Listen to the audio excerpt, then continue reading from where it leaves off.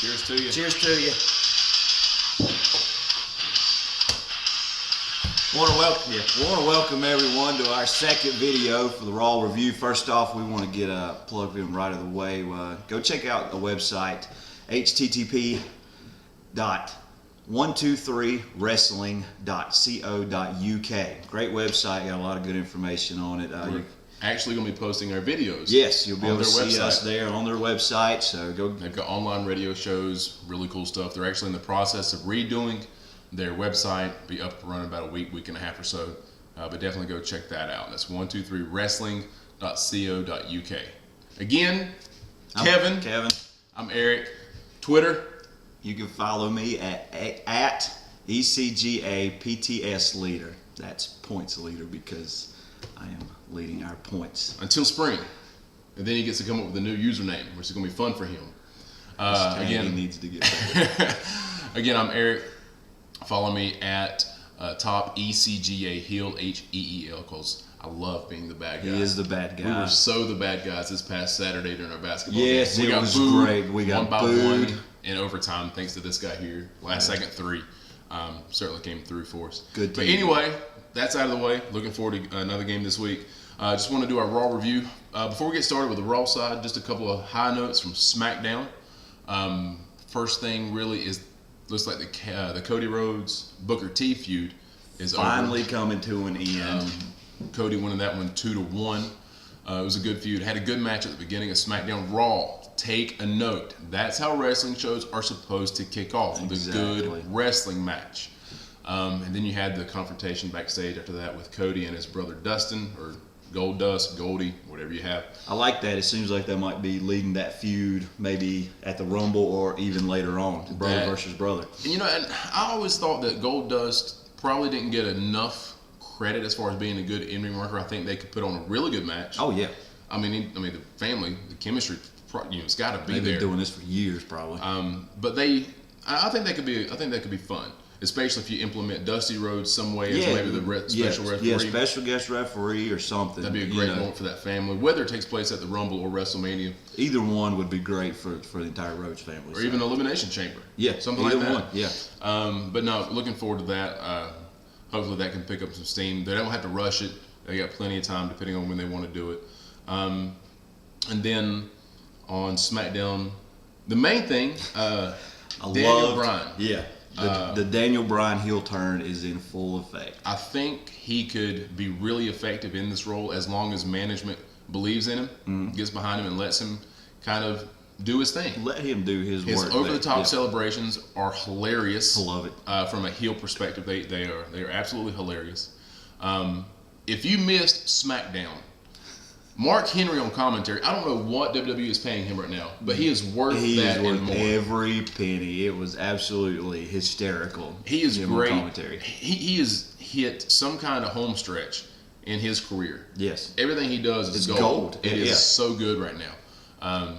And you almost got the feeling. You did get the feeling. I don't know if he was playing a part on commentary or if he's legitimately ticked off because they took the belt off of him. Yeah, that's how good he is. It's hard to tell what's scripted and what was just... Anytime you tell Michael Cole to shut up and you're 400 pounds... You're doing a good job. That's noteworthy. Yeah. And then the match with D-Bry and Big Show proved to you how good of a worker It was surprisingly entertaining. It was. It was quick as far as the match for Big Show goes. It was a lot of fun to watch. Of course, with the ending being a disqualification ending, I believe we called that last week. We called that one. Check out our first video. Furthering the heel turn. Anybody doesn't see it happening, you're not even paying attention.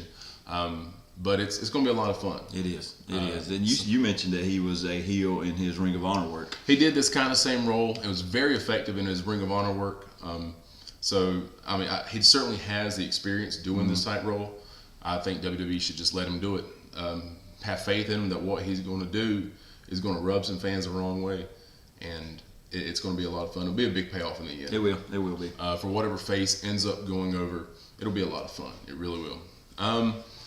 This week, Monday Night Raw for the week of, yesterday was the 9th. Yesterday was the 9th. We're coming to you on Tuesday from my apartment on Planet Funk. Planet Funk.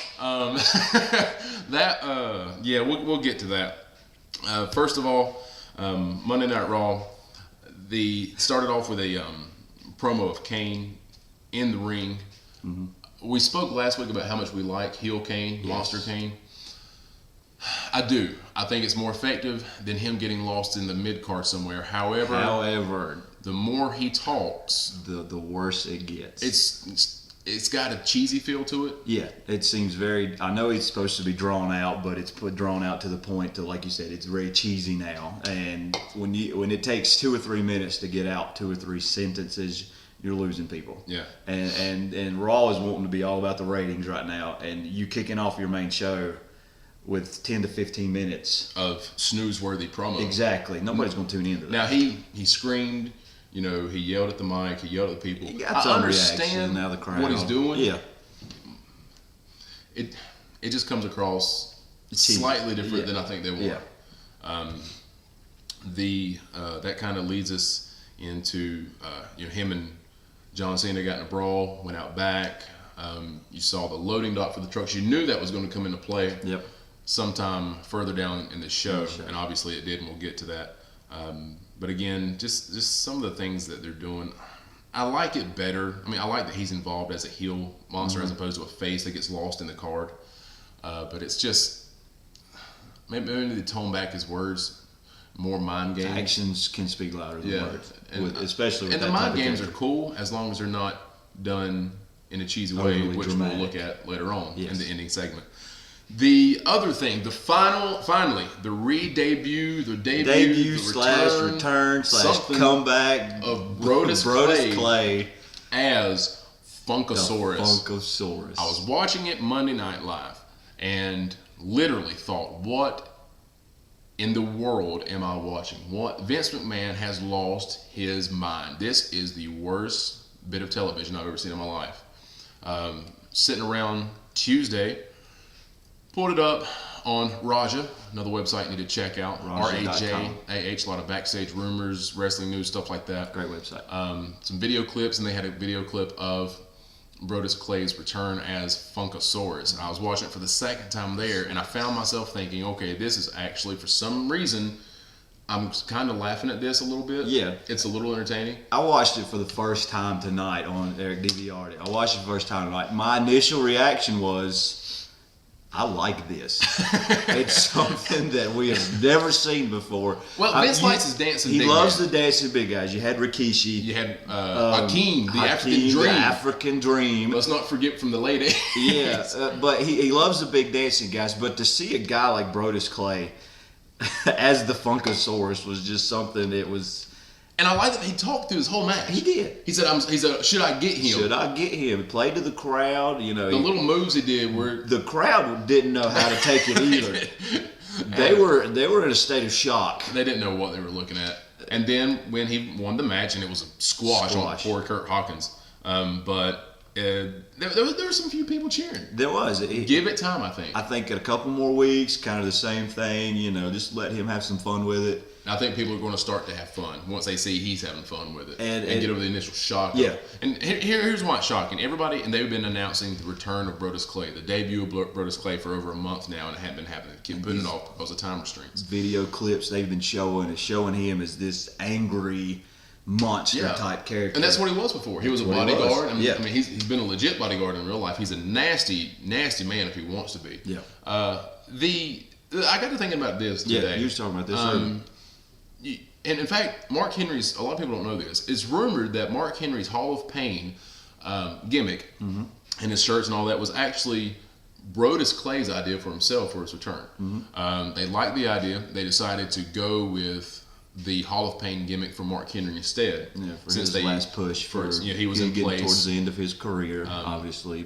And they wanted to put some new guys over in the long run on SmackDown, and they felt that they couldn't put faces over while Orton had the belt. That's why you had Orton dropping the belt while Mark Henry was on his tear, and he dropped it obviously to Mark Henry. So Mark Henry started using the Hall of Pain. So he's got that. He's the monster heel on SmackDown. Yep. You just had two guys return.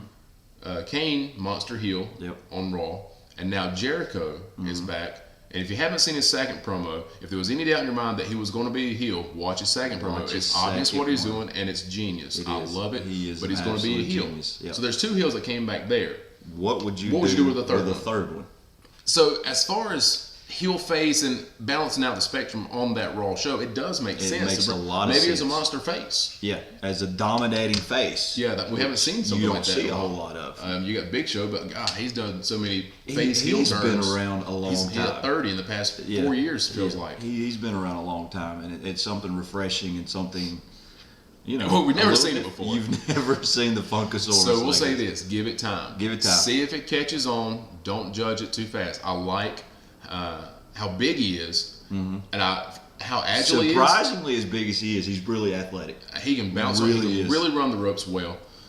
He can get his body in air, do the flying side splash on Hawkins. Crossbody. Yeah. I mean, he's give it time. Great is all athlete. we're saying. Yep. It may catch on. It may be fun. Just you're a wrestling fan. Enjoy the ride.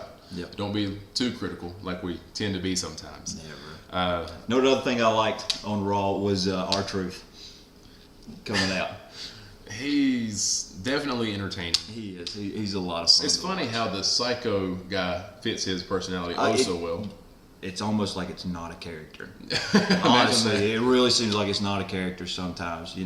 I think him and Miz may have a good little feud going. Yeah, obviously, I think in the long run, Miz is going to come out of that. Yeah. I think there's more of a future there with Miz. He's more marketable. His character. Vince likes the fact that Miz has the entertainment background, even though it was a reality show. He can go out. And he's going to be on Conan O'Brien. He's going to be on Jimmy Fallon, and he's going to be on the talk shows and stuff like that. And he is going to be a good promoter for the WWE in years to come. So I think I look for Miz to come out of that. But it still should be fun. And that's the thing, R-Truth, Ron Killings, he's a true fan of this, and he just enjoys being out there. And he does. You can tell. He loves what he does. Yeah. So we had a teased Divas match this week. No Divas match, but a teased one. No Divas. Eve was supposed to get a match against Beth Phoenix, the women's champion. By the way, 2 weeks in a row. 2 weeks in a row now. Divas champ has not been on. I don't know if they're just giving her time off or if she's got some kind of injury. I know that a few weeks ago she sustained that nasty shot to her eye from Alicia Fox.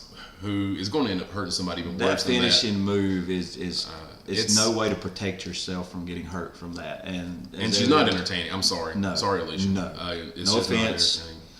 Not entertaining. But yeah, so interesting. Yes. 2 weeks in a row, no Divas champ on the show. I hope everything's okay in that situation.